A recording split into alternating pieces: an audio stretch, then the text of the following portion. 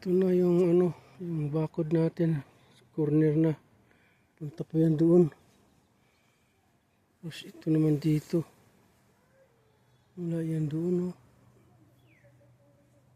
So, naglagay na tayo ng concrete. Yan, sa pusti. Ayan. Lagyan ng concrete. Tigas na yan. Ito yung simento natin, oh. Mix na yan ng buhangin tsaka yung simento tsaka yung bato yan. Yan, oh. Yan dito pag buhos pusti. Yung pusti natin 2x4. Ay, 4x4 pala. Doon pa sa dulo. Yung pa natin doon. Ito. Alright.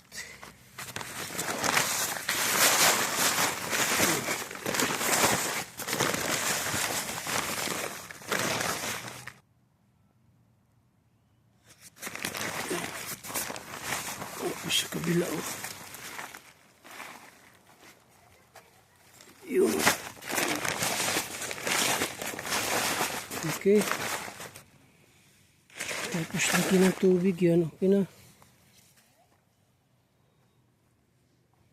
Kaya dito ang pagbuhos ng pusti sa Canada. Inuhulog lang tapos lagi ng tubig. Tubig natin.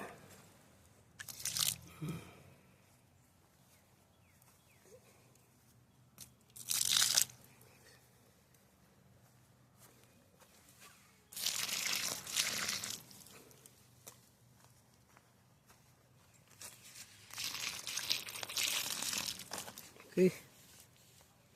Na yan, ayusin ko na lang yan. Right, thank you. Yan na yung trabaho natin. Hanggang doon ko pagagawin yan.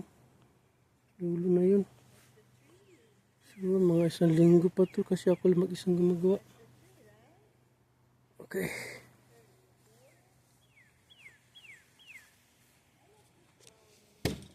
Ang tibay na yan, no?